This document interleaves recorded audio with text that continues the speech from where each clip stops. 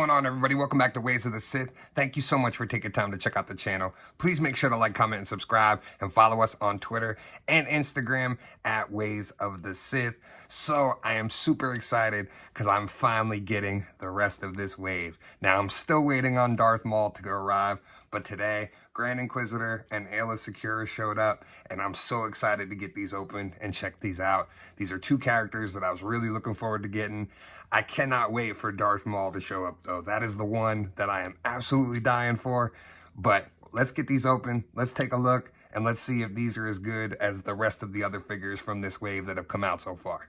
All right, so first up, we're going to take a look at Aayla Secura, and I always crack up.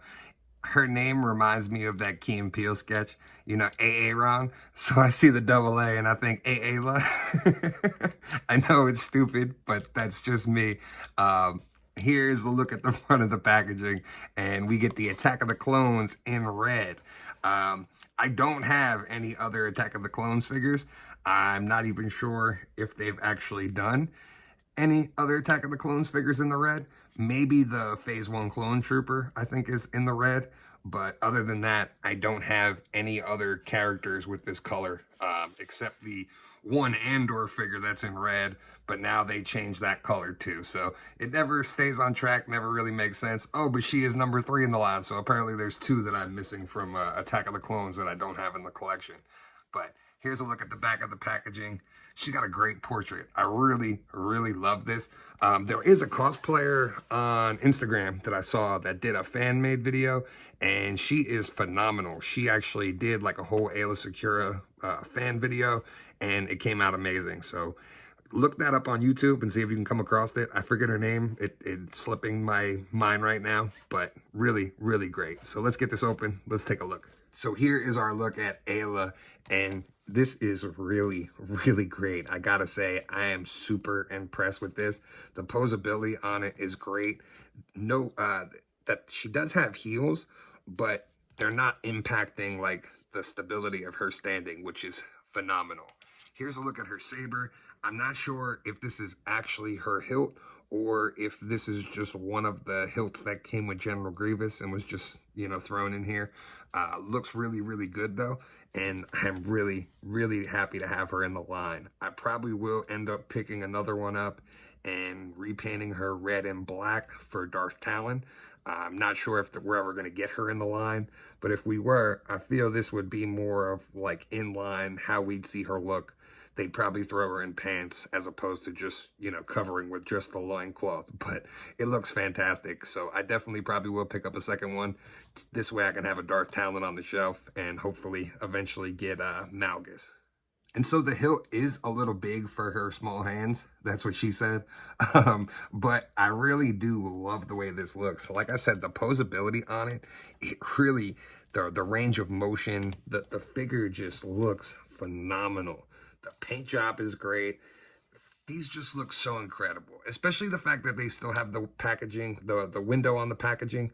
I don't know why they're going away from that, in my opinion. To me, this is the way they should be. We can see the figures in the package. They look fantastic.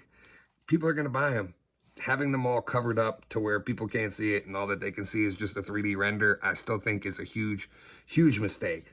But so far, this wave of Black Series has been, in my opinion, one of the best waves they've put out. I know Grief Karga is not one that a lot of people are going crazy about, but it is a fantastic figure. Axe Wolves, fantastic figure. Migs Mayfield, fantastic figure. I am not picking up the Grogu because they've still yet to put out one that's accurate in scale or has any kind of mobility to it. It's just a chunk of plastic. I'm better off with my $5 version one that I got from Five Below. So let's get the Grand Inquisitor open. I don't have Commander Bly to put her with, unfortunately, but I am definitely going to put her in with the rest of my Jedi and hopefully start to finally build out the rest of that Jedi Council. I believe we're getting Cal Mundi soon, so we're getting there, slowly but surely. And now let's take a look at the Grand Inquisitor. I am super happy to finally have this. As most of you know, I'm a huge, huge Star Wars Rebels fan. To finally get this character in figure form is great for me. I do wish that we would have gotten both heads included in this version. So we would have got the Kenobi head, and then we would have got the Rebels version. I probably would have bought two of them. But for now, this is the version we got. Hopefully we will get that more animated look at some point that's more accurate to like how the character looks. Because I can already tell from the figure in the package that the face paint and the face is not great on this. But let's get this open. Here's a look at the side art, and he looks cool. I did think Rupert Friend did an okay job. I didn't think his portrayal of the character was bad. I just didn't like the kind of way song and dance they did, like with the character without explaining anything. Didn't really make any sense for the character. This is number 9 in Obi-Wan Kenobi.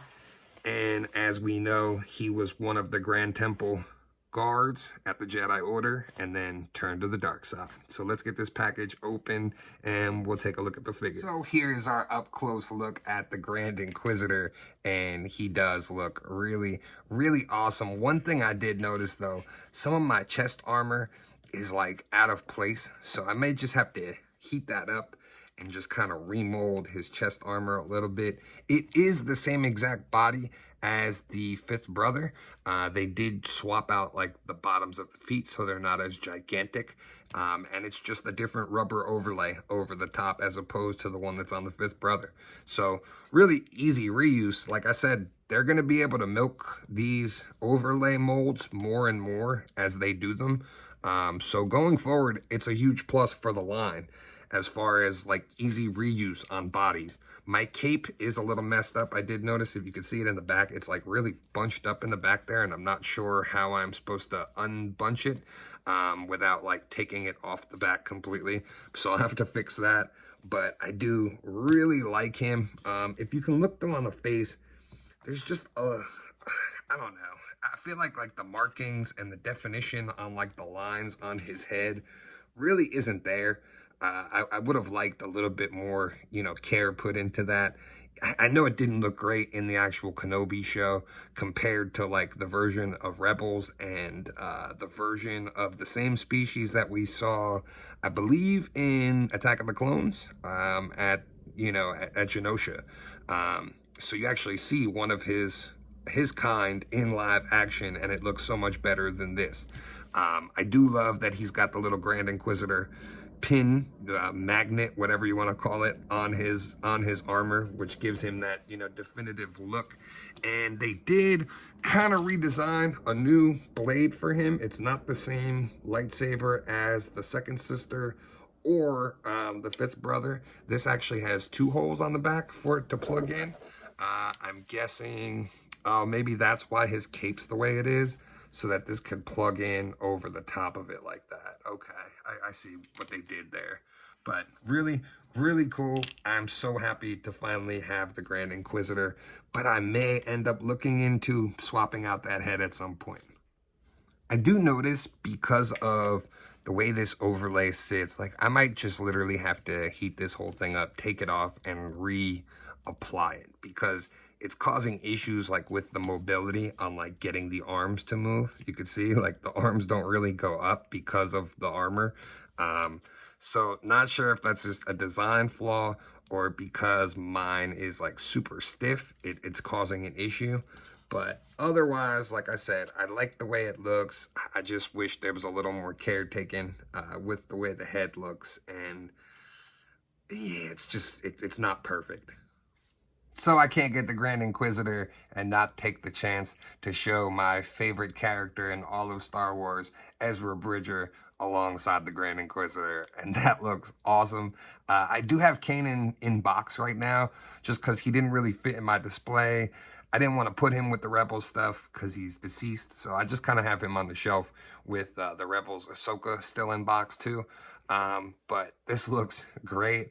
I'm really, really happy to finally have the Grand Inquisitor. This way I could take some pictures of them facing off and you know, fighting. Looks really, really cool. So instead of moving all of the figures out of my display, I'm just going to show you my display. Here's the Grand Inquisitor with the 3 other Inquisitors that have come out so far. I'm using my second sister as the 7th sister. I actually just bought another Reva yesterday that I got on clearance. I'm gonna do a kit bash and make a new version of the second sister without her helmet on. I think it'll look real cool, and then just use that other version as the 7th sister because they look very similar. I took the cape off her and just put the shoulder pads on with the helmet. It's pretty much the same character from Rebels. So I do love the way this looks. Definitely gonna have all the Inquisitors displayed on the shelf together. So all in all, 2 really good figures. A couple minor things about the Grand Inquisitor that I nitpicked about. That's just my personal opinion on it. Otherwise, I'm very, very happy to have these 2 characters finally on the shelf. Aayla is by far one of the best figures they've done in a long time. Like, I really just can't get over how well she poses and stands. Really, really good sign for the females going forward in the line, especially the Jedi. Like I said, I just would have loved to have her come with a cloak, and I would have loved for the Grand Inquisitor to come with an alternate head. This way we could pick which version we wanted to display. Also, I did get Chariot and Baze from Rogue One. These were the last 2 Rogue One figures I needed. They were on sale for $10 each, so I did pick them up on Amazon. I opened them up and finally put together the rest of the Rogue One squad, which will look really cool as well. But thank you guys so much for taking time to check out this video. Let me know in the comments what you think, and we'll be back with Darth Maul from this wave, and I cannot wait. Thanks again for taking time to check it out. Please make sure to like, comment, subscribe, and as always, may the Force be with you. We would be honored if you would join us.